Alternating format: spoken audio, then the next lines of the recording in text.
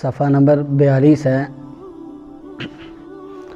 اور رکوع سے ہمارا سبق شروع ہو رہا ہے۔ اعوذ باللہ من الشیطان الرجیم، بسم اللہ الرحمن الرحیم۔ ان ربک یعلم انک تقوم ادنی من ثلثی اللیل ونصفہ وثلثہ وطائفة من الذین معک واللہ یقدر اللیل والنہار علم ان لن تحصوا فتاب علیکم فاقرؤوا ما تیسر من القرآن علم ان سيكون منكم مرضى وآخرون يضربون في الأرض يبتغون من فضل الله وآخرون يقاتلون في سبيل الله فاقرؤوا ما تيسر منه وأقيموا الصلاة وآتوا الزكاة وأقرضوا الله قرضا حسنا وما تقدموا لأنفسكم من خير تجدوه عند الله هو خيرا وأعظم أجرا واستغفروا الله إن الله غفور رحيم۔ صدق اللہ العظیم۔ کل جو سبق ہم نے پڑھا تھا اس سبق میں اللہ تبارک و تعالی نے حضور نبی اکرم صلی اللہ علیہ وآلہ وسلم کا تذکرہ فرمایا اور آقا علیہ الصلوۃ والسلام کے بارے میں یہ ارشاد فرمایا کہ بے شک ہم نے آپ صلی اللہ علیہ وآلہ وسلم کو شاہد بنا کر بھیجا۔ اس پچھلے رکوع کی ابتدا میں ہم نے یہ پڑھا تھا کہ اللہ تبارک و تعالی نے حضور نبی اکرم صلی اللہ علیہ وآلہ وسلم کو راتوں کے قیام کرنے کا حکم دیا، یعنی ابتدا میں تہجد کی نماز فرض تھی حضور نبی اکرم صلی اللہ علیہ وآلہ وسلم کے لیے بھی اور صحابہ کرام رضوان اللہ تعالی عنہم اجمعین کے لیے بھی، اور اس نماز کی فرضیت ایک سال رہی۔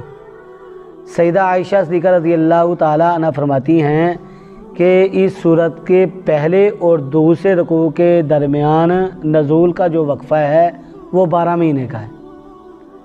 تو پہلے رکوع میں اللہ تبارک و تعالی نے قیام کا حکم دیا اور دوسرے رکوع میں اللہ تبارک و تعالی نے تہجد کی نماز کی فرضیت کو منسوخ کر دیا۔ اللہ تبارک و تعالی نے فرضیت کو منسوخ کرنے کی جو وجوہات تھیں ان کو بھی بیان فرما دیا۔ اب تہجد کی نماز فرض تو نہیں ہے، البتہ مستحب ضرور ہے۔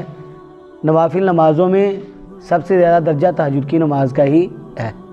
تو اللہ تبارک و تعالی نے ارشاد فرمایا ان بے شک ربک آپ کا رب، آپ کا پروردگار، یعلم جانتا ہے، انکا کہ بے شک آپ، تقوم آپ کھڑے ہوتے ہیں، ادنا تھوڑا، من ثلثی اللیل رات کی 2/3 سے، ونصفہ اور اس کا نصف یعنی رات کا نصف آدھی رات، وثلثہ اور اس کا تہائی یعنی اس کا 1/3 حصہ۔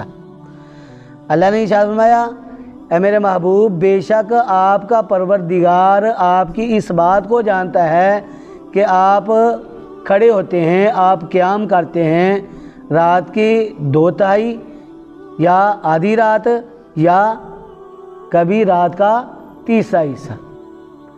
تو یہ حضور نبی اکرم صلی اللہ علیہ وآلہ وسلم اکیلے ہی نہیں قیام کرتے تھے، بلکہ آپ صلی اللہ علیہ وآلہ وسلم کے اصحاب بھی یہ قیام کرتے تھے، کبھی آدھی رات کا قیام، کبھی 2/3 حصہ اور کبھی 1/3 حصہ۔ تو اللہ تبارک و تعالی نے ارشاد فرمایا وطائفتن اور ایک گروہ، من الذین ان لوگوں میں سے، معاک جو آپ کے ساتھ ہیں، یعنی آپ بھی قیام کرتے ہیں اور آپ کے ساتھ جو جماعت ہے یعنی صحابہ کرام رضوان اللہ تعالی عنہم اجمعین اور مومنین وہ بھی کیا کرتے ہیں؟ قیام کرتے ہیں۔ رات کے 2 حصے، کبھی رات کا آدھا حصہ یعنی آدھی رات، اور کبھی 1/3 حصہ قیام کرتے۔ بلکہ ایک حدیث میں آتا ہے کہ حضور نبی اکرم صلی اللہ علیہ وآلہ وسلم جب تہجد کی نماز پڑھتے تو آقا علیہ الصلوۃ والسلام اس میں اتنا لمبا قیام کرتے کہ حضور نبی اکرم صلی اللہ علیہ وآلہ وسلم کے قدم مبارک سوج جایا کرتے تھے۔ اور صحابہ کرام رضوان اللہ تعالی عنہم اجمعین کے بارے میں یہ آتا ہے کہ وہ کبھی آدھی رات، کبھی رات کے 2 حصے، کبھی رات کا 1 حصہ جاگا کرتے تھے، قیام کیا کرتے تھے، اور ان کے دل میں اس بات کا خوف ہوتا تھا کہ کہیں ہم 2/3 یا نصف یا 1/3 حصہ جو ہے اس سے محروم نہ ہو جائیں۔ ان کے دل میں کیا ہوتا تھا؟ اس وقت گھڑیاں تو ہوتی نہیں تھی، ان کے دل میں یہی بات ہوتی تھی کہ پتہ نہیں ابھی آدھی رات ہوئی ہوگی یا نہیں، یا 2 حصے گزرے ہوں گے یا نہیں، یا 1 حصہ رہ گیا یا نہیں۔ ان کے ذہن میں یہ باتیں ہوتی تھی، کیونکہ گھڑیاں ہوتی نہیں تھی، ٹائم کا پتہ ہوتا نہیں تھا، تو اندازے سے ہی چلتے تھے، اور اندازہ جو ہے وہ غلط بھی ہو سکتا ہے۔ دیکھیں ہم انسان ہیں، ہماری ایک سوچ ہے، فکر ہے، ہم اجتہاد کرتے ہیں، اور اجتہاد میں غلطی ہو سکتی ہے۔ حقیقی علم کس کے پاس ہے؟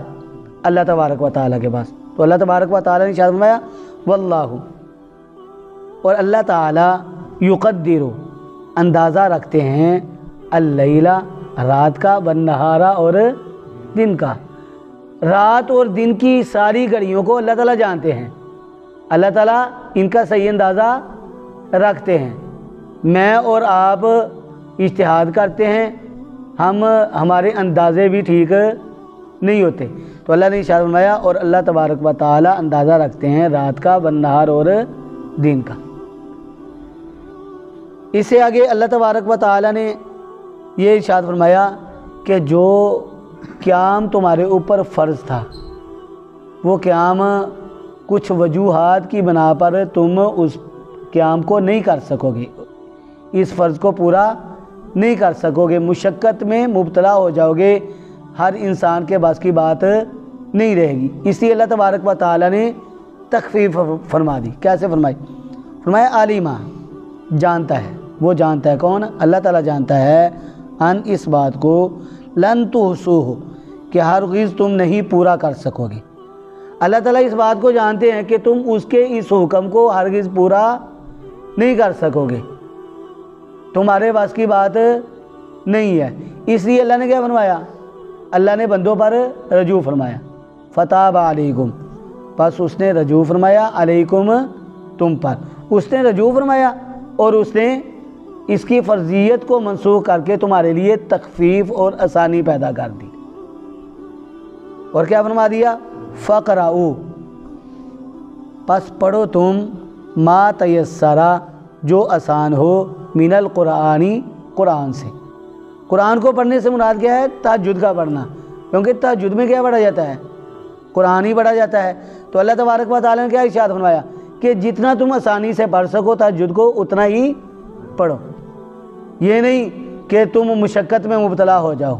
تم اس کو اپنے اوپر، جب فرضیت منسوخ ہو گئی تو اللہ تبارک و تعالیٰ نے ارشاد فرما دیا کہ اب تم جس قدر آسانی سے ہو سکے روزانہ پڑھ سکتے ہو، آسانی سے روزانہ پڑھ لو، اگر روزانہ نہیں پڑھ سکتے تو کبھی کبھار پڑھ لیا کرو، جتنا تم سے آسانی سے ہو سکے تم تہجد کی نماز کو پڑھتے رہو، کیونکہ یہ نماز ایسی نماز ہے جو نفلی نمازوں میں سب سے افضل نماز ہے۔ اب اللہ تبارک و تعالیٰ نے اس کو منسوخ تو کر دیا، اب اس کی فرضیت کو منسوخ کرنے کی وجوہات کیا ہیں؟ اللہ تبارک و تعالیٰ وجوہات بیان فرما رہے ہیں۔ کیسے؟ فرمایا عالمہ، وہ جانتا ہے، اللہ تعالیٰ جانتا ہے کیا؟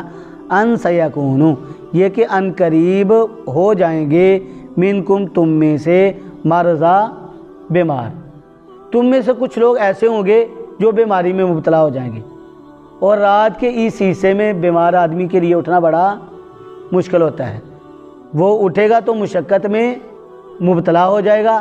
تو اللہ تبارک و تعالیٰ نے اس کی مشقت کو کم کرنے کے لیے اس سے فرضیت کو منسوخ کر دیا کہ تم آسانی سے نہیں اٹھ سکو گے، تمہارے بس کی بات نہیں رہے گی، اس لیے تم تہجد کو آسانی سے پڑھ سکتے ہو تو پڑھو، نہیں تو اس کو چھوڑ دو۔ اس سے آگے اللہ تبارک و تعالیٰ نے دوسری وجہ کو، پہلی وجہ کیا ہے؟ بیماری، دوسری وجہ اللہ فرماتے ہیں وآخرون، اور کچھ دوسرے یضربون جو چلیں گے فی الارض زمین میں، یبتغون وہ تلاش کرتے ہیں من فضل اللہ اللہ تعالیٰ کے فضل کو۔ کیا مراد؟ دوسرے کون سے لوگ ہیں؟ جو زمین میں چلتے پھرتے ہیں، یعنی مسافر لوگ۔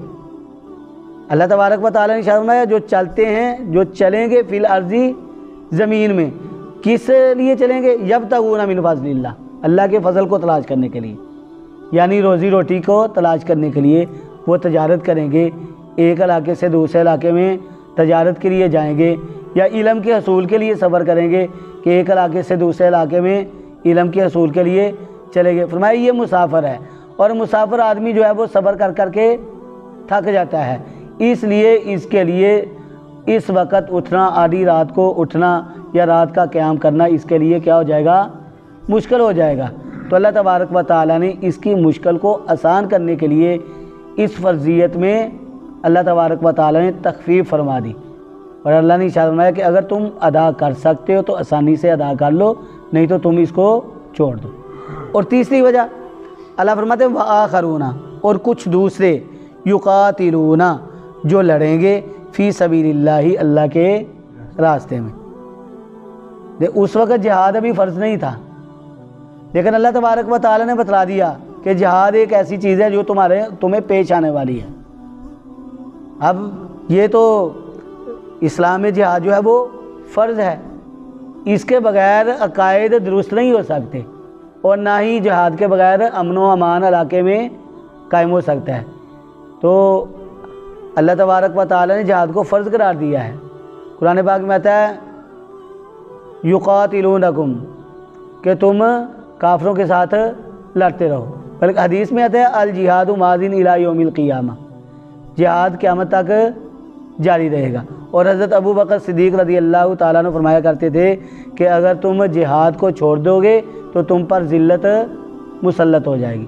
تو خیر اللہ تبارک و تعالیٰ کو اس بات کا علم تھا کہ تم میں سے بیمار بھی ہوں گے، تم میں سے ایسے لوگ بھی ہوں گے جن کو سفر پہ جانا پڑے گا، اور ایسے لوگ بھی ہوں گے جو اللہ کے راستے میں جہاد کریں گے، اور ان لوگوں کے لیے رات کے وقت قیام کرنا، تہجد کے وقت اٹھنا ان کے لیے کیا ہوگا؟ مشکل ہوگا، اور یہ مشقت میں مبتلا ہو جائیں گے۔ اس لیے اللہ تبارک و تعالیٰ نے امت کی آسانی کے لیے اس فرضیت کو منسوخ کر کے اس میں تخفیف فرما دی۔ ان کے لیے اللہ تبارک و تعالیٰ نے آسانیاں پیدا فرما دی کہ تم سے اگر آسانی سے ہو سکے تو تم اس کو ضرور پڑھو۔ فرمایا فقرؤ، پس پڑھو تم ما تیسرا، جو آسان ہو، منہ، اس سے، یعنی تم روزانہ پڑھنا تمہارے پاس کی بات نہیں ہے، جتنا آسانی سے ہو سکے مشقت میں پڑھے بغیر اتنا تم اس کو ادا کر لو۔ لیکن ہاں اللہ نے فرمایا وَأَقِیمُوا الصَّلَاةَ، وہ نماز جو فرض ہے اس کو نہیں چھوڑنا ہے، جو نماز فرض ہے اس کو نہیں چھوڑنا ہے، اس کو اہتمام کے ساتھ ادا کرنا ہے۔ اور وہ نمازیں کتنی ہیں؟ 5 نمازیں فرض ہیں، ان کے اندر کسی قسم کی کوئی معافی نہیں ہے، ہر حال میں ان کو ادا کرنا ہے۔ اور اللہ تبارک و تعالیٰ کے حبیب حضور نبی اکرم صلی اللہ علیہ وآلہ وسلم نے ارشاد فرمایا اول ما یحاسب بہ العبد یوم القیامۃ الصلاۃ، قیامت والے دن سب سے پہلا سوال جو حقوق اللہ کے بارے میں ہوگا وہ نماز کے بارے میں ہوگا۔ تو فرمایا وَأَقِیمُوا الصَّلَاةَ، اور تم قائم کرو الصلاۃ، نماز کو، تم نماز کو ادا کرو، جو نمازیں فرض ہیں ان کو اہتمام کے ساتھ ادا کرو۔ وَآتُوا الزَّکَاۃَ، اور تم زکوٰۃ ادا کرو۔ زکوٰۃ ایک مالی فریضہ ہے جو صاحب نصاب انسان پر فرض ہے، یہ نقدی میں بھی ہوتا ہے 40واں حصہ، اور یہ اس میں سونے چاندی میں بھی ہوتا ہے 40واں حصہ، اور یہ جانوروں میں بھی ہوتا ہے۔ اگر کسی کے پاس 5 اونٹ ہیں تو 5 اونٹوں میں 1 بکری ہے، اگر کسی کے پاس 30 گائے یا بھینس ہیں تو ان پہ 1 سال کا جو ہے وہ بچہ جو ہے گائے یا بھینس کا، یہ اس کو نکالنا ضروری ہے۔ اگر بھیڑیں یا بکریاں ہیں 40 ہیں تو ان میں سے ایک جو ہے وہ بکری نکالنی پڑے گی یا بھیڑ نکالنی پڑے گی. تو فرمایا یہ ایک مالی فریضہ ہے, اللہ نے اس کا حکم دیا وآتوا الزکاۃ, اور تم زکوٰۃ ادا کرو. واقرضوا اللہ, اور تم قرض دو اللہ تعالیٰ کو قرضا حسنا, اچھا قرض. قرض حسنا کون سا قرض ہے؟ جو ہم اپنے مال کو اللہ کی رضا کے لیے اللہ کے حکم کے مطابق اللہ کے راستے میں خرچ کریں, وہ کیا ہے؟ قرض حسنا. اور اس قرض کو قرض حسنا کے ساتھ اس لیے تعبیر کیا ہے کہ جس طرح ہم دنیا میں کسی کو قرض دیتے ہیں تو ہمیں اس بات کا علم ہوتا ہے کہ ہمارا وہ قرض جو ہے وہ ہمیں واپس کر دے گا, اسی طرح اللہ تبارک و تعالیٰ کے راستے میں جو ہم خرچ کریں گے اللہ تبارک و تعالیٰ ہمیں وہ بھی دیں گے, اور اس سے بڑھ کر اللہ تبارک و تعالیٰ ہمیں اس کا اجر اور بدلہ بھی دیں گے. قرآن پاک میں آتا ہے نا, پہلے بارے میں سورۃ البقرہ میں آتا ہے, دوسرا پارہ ہے, من ذا الذی یقرض اللہ قرضا حسنا فیضاعفہ لہ اضعافا کثیرا. کون ہے جو اللہ تعالیٰ کو قرض دے قرض حسنا, فیضاعفہ لہ اضعافا کثیرا, اللہ تبارک و تعالیٰ اس کو کئی گنا بڑھا کر عطا کریں گے. تو فرمایا وما تقدموا, اور جو تم آگے بھیجو گے لانفسکم, اپنی جانوں کے لیے, من خیرن, بلائی, تجدوہ, تم پالو گے اس کو, عند اللہ, اللہ تعالیٰ کے ہاں, اللہ تعالیٰ کے پاس تم اس کو پالو گے. جو بھی تم اچھا کام کرو گے, نیک عمل کرو گے, اللہ کی راہ میں مال دو گے, تو تم کہاں بھیج رہے ہو؟ اللہ کی بارگاہ میں. جب تم نے اللہ کی بارگاہ میں حاضر ہونا ہے تو تم اللہ تبارک و تعالیٰ کے پاس اپنے اس مقام اور مرتبے کو اور جو چیز بھی آپ نے آگے بھیجی ہے اس کو تم وہاں پر پالو گے. فرمایا ہوا خیرن, یہ بہتر ہے, واعظم, اور بڑا ہے, اجرن, اجر دینے کے اعتبار سے. اجر دینے کے اعتبار سے اللہ کی ذات بڑی ذات ہے. اللہ تبارک و تعالیٰ جب دیتے ہیں تو اللہ تبارک و تعالیٰ ایک کا بدلہ 10 گنا عطا کرتے ہیں, اور اگر فی سبیل اللہ کی مد میں ہو تو اللہ تبارک و تعالیٰ اس کا بدلہ, اس کا اجر 700 گنا عطا فرماتے ہیں. تو اللہ نے ارشاد فرمایا واستغفر اللہ, اور تم معافی مانگو اللہ تعالیٰ سے. انسان تو خطا کا پتلا ہے, اچھا کام کرے تو اس میں تھوڑی سی بے ادبی ہو جائے تو اس سے غلطی ہو گئی. تو فرمایا تم اچھا کام بھی کرتے ہو تو پھر بھی تم اللہ سے معافی کے محتاج ہو, اپنی کمیوں کی کوتاہیوں کی اللہ تبارک و تعالیٰ سے معافی مانگتے رہو. جب تم اپنی کمیوں کی اور کوتاہیوں کی اللہ تعالیٰ سے معافی مانگو گے تو ان اللہ, بے شک اللہ تعالیٰ, غفور, بخشنے والا ہے, رحیم, رحم فرمانے والا ہے. جب تم اپنے گناہوں پر ندامت کے آنسو بہاؤ گے, پروردگار سے معافی مانگو گے, تو اللہ تبارک و تعالیٰ تمہارے گناہوں کو معاف فرما دیں گے. اللہ تبارک و تعالیٰ سے دعا ہے اللہ رب العزت ہمیں صحیح معنوں میں اپنے کلام کو سمجھنے والا اور اس پر عمل کرنے والا بنائیں. وآخر دعوانا ان الحمد للہ رب العالمین.